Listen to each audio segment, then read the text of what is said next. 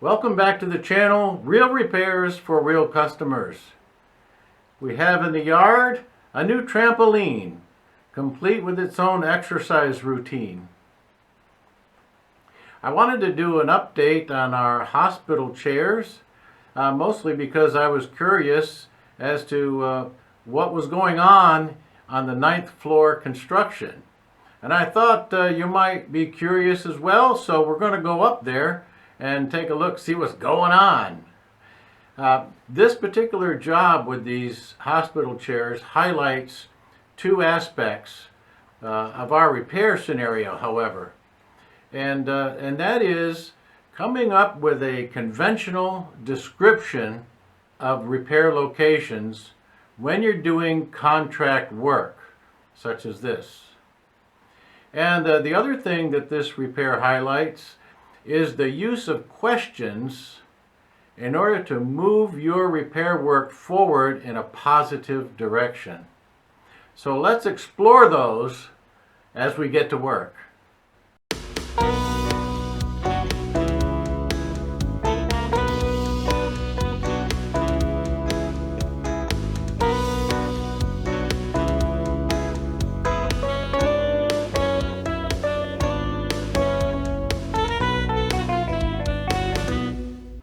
When we do contract repairs, such as on these couches where we had over 100 units that were extended over 2 buildings, 4 floors each, it's necessary to keep accurate, detailed records. That way, after writing the proposal, we know exactly where to look when we come back to do the repairs. So then the question is, can we adopt a standard or a conventional way to describe repair locations? So when we think about a standard or a convention, they can be used interchangeably, but in our context for discussion, someone had defined them this way, which I thought was interesting. A standard would be an expectation of a certain degree of quality. Well, in our industry, sorry to say, there is no measurement of an expectation of a certain degree of quality. Not one thing is expected as far as quality. There's no measurement of that. It's the Wild West. On the other hand, there are certain conventions, certain ways of describing things. A convention, this person says, is a practice that is common or accepted. Well, we certainly have that in terminology in our business. For example, if you go to a car dealership and you talk about coloring the interior of an automobile, it's usually spoken of as dyeing, right? We dye the carpet, dye the seats, dye the vinyl, dye the leather, dye the plastic. But if you move outside the car and you have to color the plastic, it's called painting, right? We paint the metal, we paint the plastic. So that's a convention. It's not scientifically based at all. It's just terms that have come into common usage. So if we want to communicate to the dealership, then we communicate on their terms, really, and what they're accustomed to. And that's dyeing when it comes to the interior parts, or painting when it comes to the exterior parts. We just go along with the program. Also in our business, there's a conventional way of describing our repair products. We have heat cure compounds, and we have air dry fillers.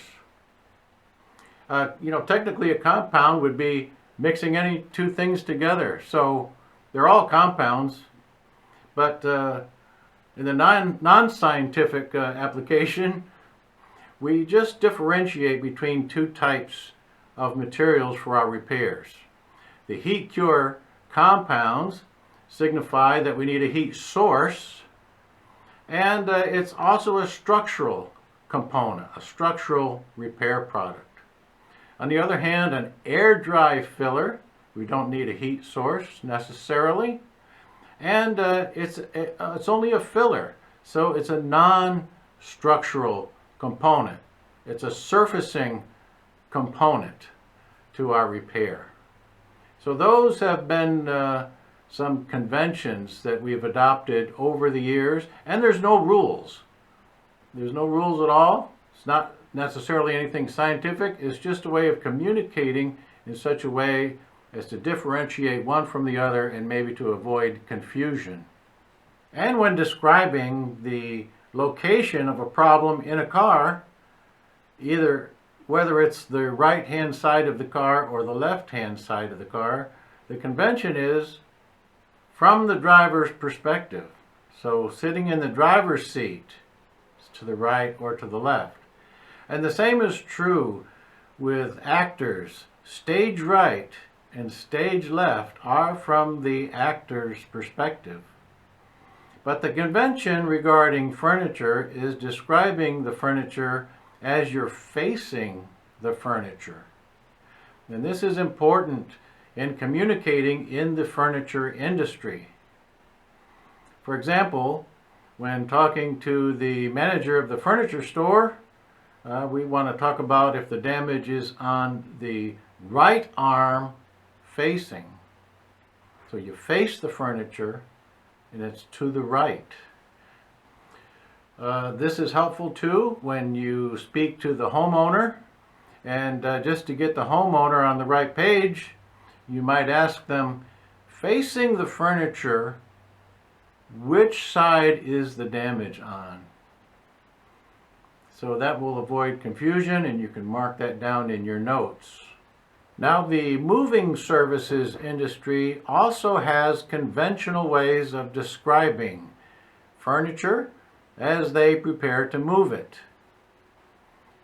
So my friend Lori has sent me this sample of a inventory for some movers, and what you'll see here is a description of the item, that's being moved, and you'll have the symbols for that, and then you'll have the exception symbols, that is the pre-existing conditions of the furniture.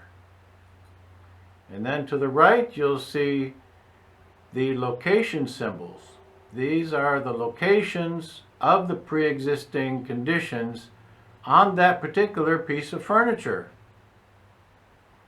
So in this real live example here, we can go down and we can find a couch, which we'd be interested in. We see a sofa here, and we see the designations.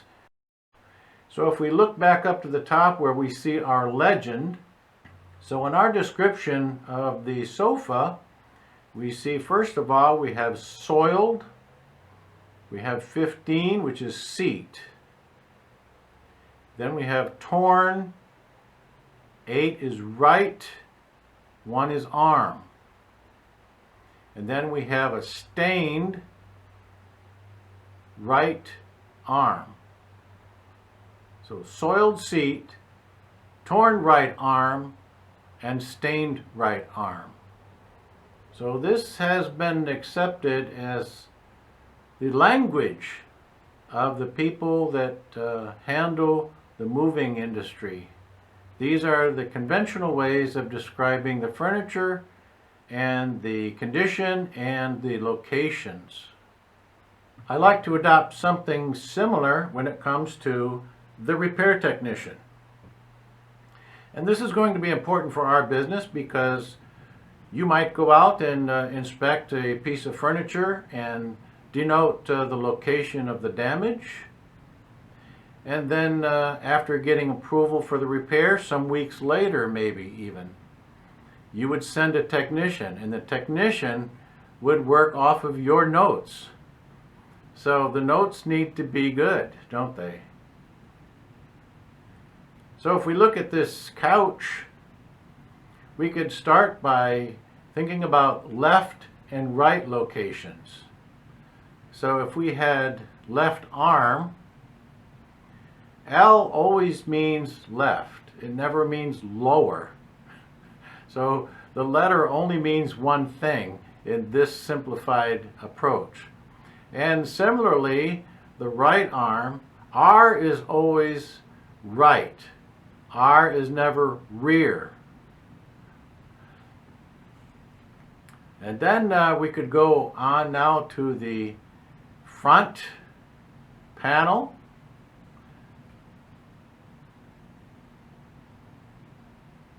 And back panel. B always means back. It doesn't mean bottom. So we assign just one usage of the letter. Now the back panel could be divided between left back panel and right back panel. Also, we have right panel and left panel. Now when it comes to the seating, we can't say bottom cushion because B is already used for back. So for the bottom cushion, why don't we call that the seat cushion? And then the backrest cushion, we could call that the back cushion. So that's in keeping with our simplified terminology. So on a couch, we would have the left seat cushion, the middle seat cushion, and the right seat cushion. The left back cushion, the middle back cushion, and the right back cushion. Now in the event that we had a sectional with multiple cushions, 6, 7, or 8 cushions, or whatever we had, then we could number the seat cushions left to right like you would enumerate people in a photograph. You could start with number 1 on the left, the 1 seat cushion, 2 seat cushion, 3 seat cushion, and so forth. So then we could make a legend for our repair scenario that would include all of those that we mentioned there.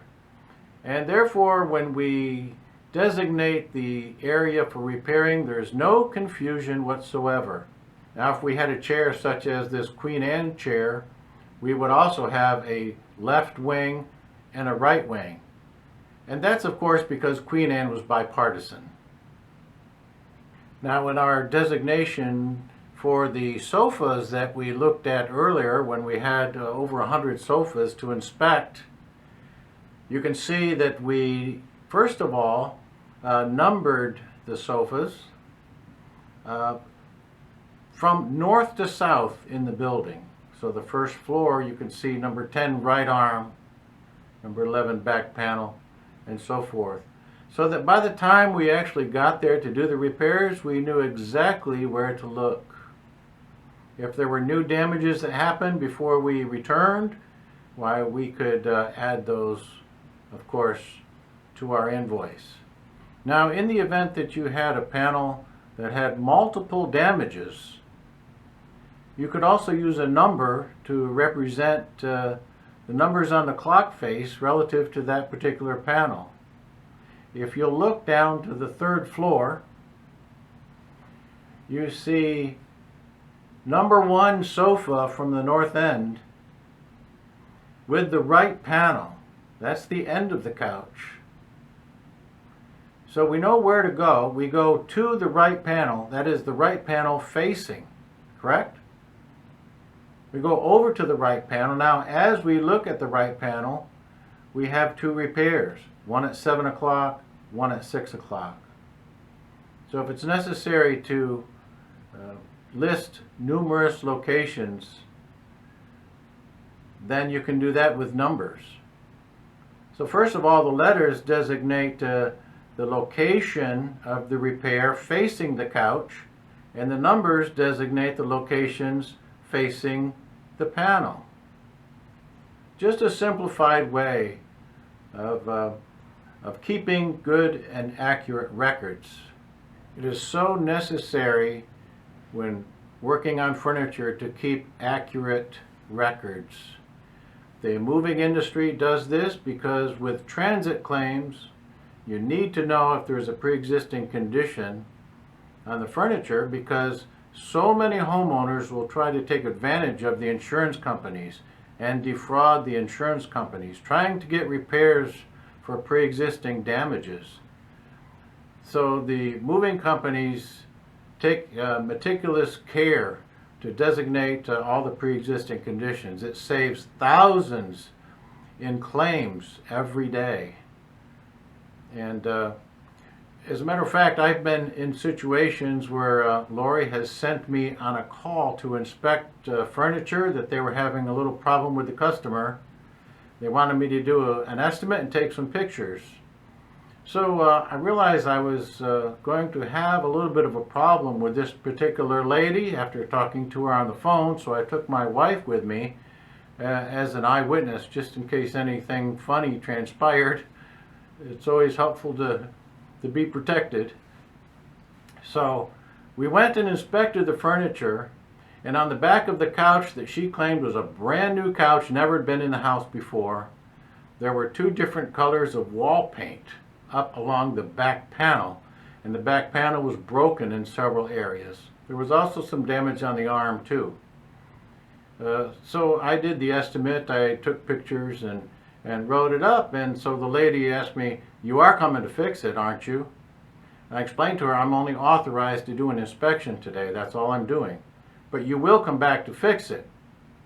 I said, these other people, the insurers, are the ones to say whether it gets fixed or not. I'm just doing the assessment right now. She says, "But you will come back and fix it, right?" I said, "Well, that's up to them, but we'll see. If they use somebody, it's always me."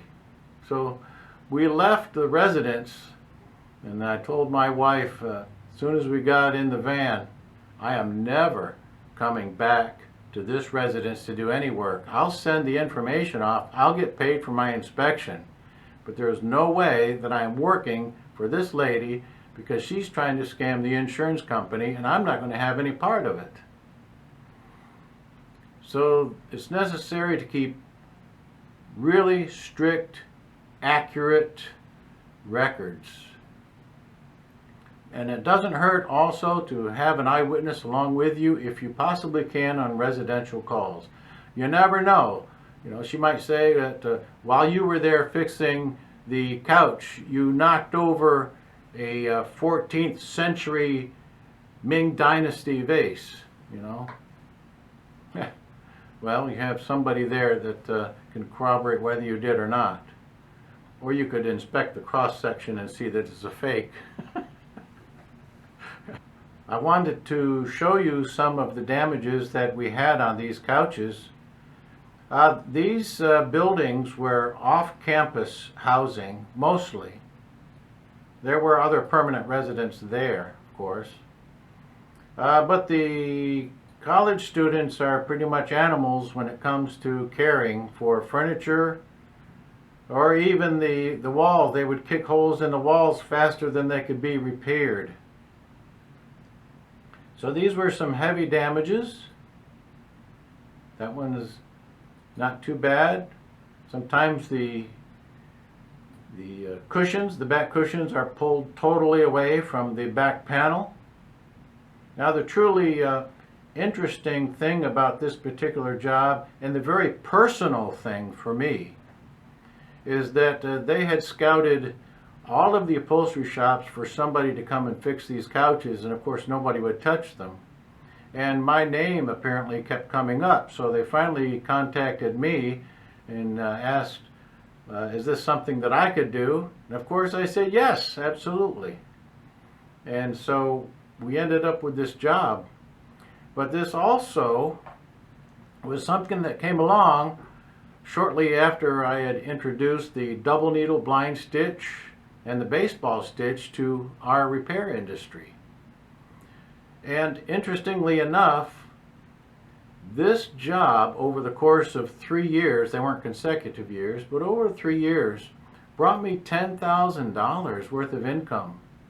And who would have thought that something innovative like these sewing techniques in our industry would have rewarded me so well? So that, personally to me, that was my reward for being innovative and pushing forward for better ways to repair. Really rewarding. And interestingly, we used a spool and a half of thread. We used 4 ounces of vinyl repair compound to cover where we had the baseball stitch visible, and 4 ounces of color to do all of that. It's remarkable. Now this is the funny part of the story with the hospital seats. I spent a day with the manager looking over the furniture and making all my designations. At the end of the day, he said, do you mind me having your sheet to compare with my sheet to make sure we're good? So I said, okay. So he took my sheet to the office with him. And then the next day when we got ready to do the repairs, I asked for my sheet back and he said, oh, I threw it away. It's like, I did a full day's work with my designations, right? With my conventions. And then you throw that away and you change it to some nomenclature that we can't figure out hardly while we're working on the furniture. It cost us a little bit of extra time, not a huge deal, but it just reinforced to us, cementing a conventional way of describing the locations of the repairs. So we got through that, and then we went on to the seats that we wanted to talk about in our follow-up. Of course, we did the sample repair on the green seats. Now, the important thing about doing the sample is the use of questions. We mentioned that we wanted to talk about the use of questions in moving forward in a positive direction. Well, my fault was that when the manager first of all showed us these seats, he said, we can't fix those, they're peeling. And I accepted that, and we went on with the other seats without questioning him. Just because he said that I couldn't fix them, I shouldn't have taken that to mean that I couldn't fix them. I needed to ask the question first, can I fix it? And then if I can't fix it, then I'm the one to say I can't fix it, not him. So that's where the fault lied with me on the first day, is not questioning. However, if you had $2,000 on the table, that would be worth a question. That would be worth examining. Can I find a material that's going to fix these seats? Can I find something that's going to be heavy enough to fill in the fiber? And is that going to be anchoring the edges of this peeling finish enough to where it's going to stay? And if it's broken only on these edges, well, maybe just fixing the edges securely solve the whole problem. These are good questions. Another good question is, are you going to take the time to match up this particular color exactly in order to do a demonstration, right? Well, it might take you some time on this color. It's not an easy color to match up, by the way. Are you going to take that time? Because you might not get the job anyway. So are you willing to invest the time in matching the color? Well, as it turns out, we did get accepted and we already had the color matched. So we just dove right into these repairs. So I'm reminded here with these green chairs, don't just go for someone else's negative idea. You don't move forward with negative ideas. And I'd like to tell a story. Negative ideas are like trying to travel with a buddy.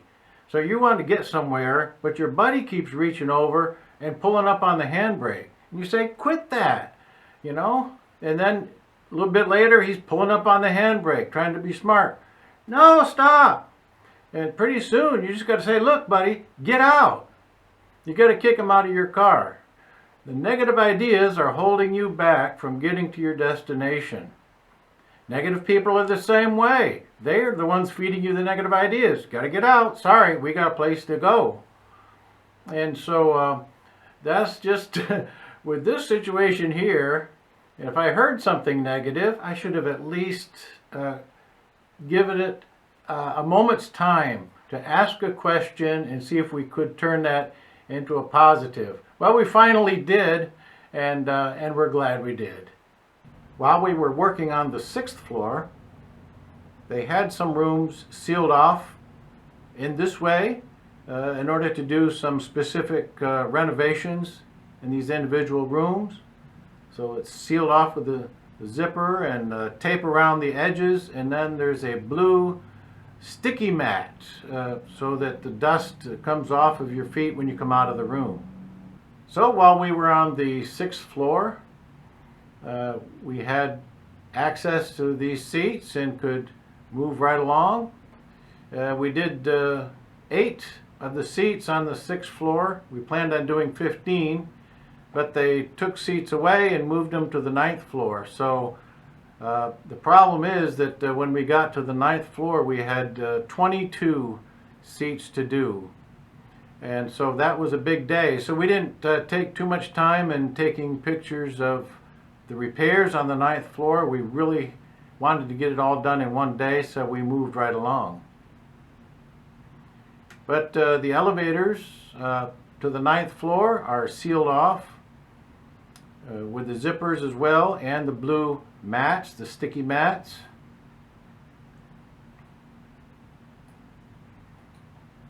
We of course had to wear construction shoes, steel-toed shoes. We had to be masked. We had to wear safety goggles, safety glasses. So I took this picture just to send to my sister and told her I'd been in the hospital for a couple of days.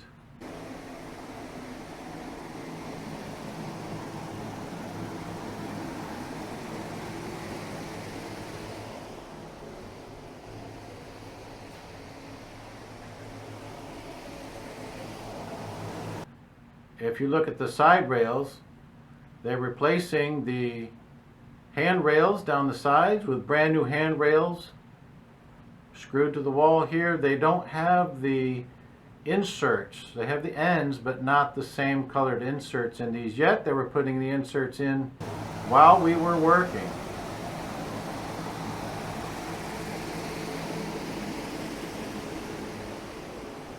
So here's one of the chairs that we have to work on, and the brown ones that were in the rooms were the ones that we had already done.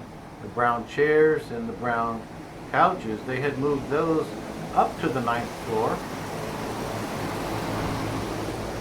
Here's the corner room. I wonder how much they want for this one. It's one of the couches we had done already.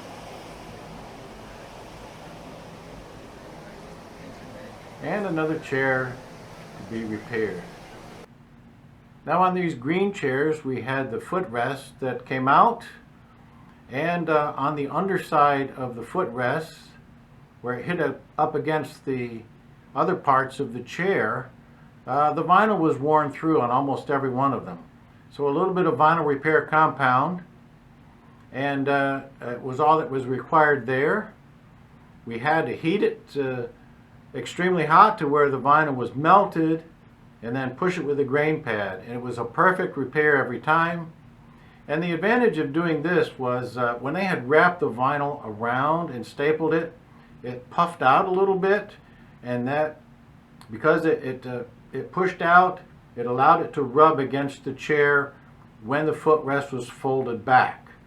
So with the footrest out, we're able to compress that vinyl by melting it and pushing the grain pad in there, and therefore when it went back into position, it had clearance and it wouldn't wear any longer. So the repair was definitely going to hold up in that scenario. Every one of these chairs needed something there.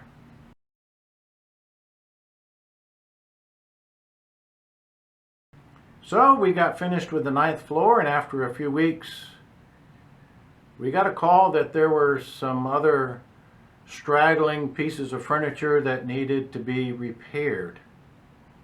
Some more of the green chairs. We had color left over, but you know, as it would happen, some of these green chairs were 2 different shades of green. And when we're working on these extra chairs, we actually had the company representative there. and he did not ever know that there were two different greens. We had to adjust our color to do some of these parts. One chair actually had a different green for the footrest than for the rest of the chair, and no one ever noticed. Of course, we noticed when we put the color on. We had another one of the brown chairs to do here, as you can see, and then we had one oddball chair, the yellowish one, kind of orangey yellow, you could say. And so for that one we had to make a separate color. So those front two legs on that chair were totally beat up, and so we made a color. What I did is I made a starter color, and then since Aranita was with me, we went back to asking questions, which I always do when I have somebody to instruct. Ask them the question about the color. What is wrong with this color? So first of all, we wanted to identify the color that I made, that is the paint, compared to our target color. So Aranita said that it was dark and it looked violet compared to our target. So I said, good. So what do we correct that with? And she said, well, we need to correct the darkness with white, and we need to offset the violet with yellow. And I said, that's exactly right. And when I made those two adjustments, that did it. So we did the repairs on these front arms, and we wiped the color in. We didn't spray anything. The color was perfect. So we didn't have to do any spraying at all on any of these pieces of furniture in the hospital whatsoever. So she had all the right answers. So what do we have for her, Johnny? Rick, today's winner receives one homemade tuna salad sandwich with extra pickle. But wait, there's more. Also included in her prize package is one mostly cold 20-ounce lemonade beverage. Congratulations for playing Color Me a Winner. So now we have three colors that we're going to save back. There's not much left out of these, but we sure did make some money out of this little bit of color. Before we finish our discussion on repairs, don't do what I did. For this dash cap, I had sprayed some adhesion promoter and then the color. The problem is, it was a slow drying day, and I didn't test to see if the adhesion promoter was dried yet, and it wasn't. I went right ahead and sprayed my color. And you see what's happening. The color looked good at first, and then it all went shiny. Now around the very edge, it's drying a little bit on its own.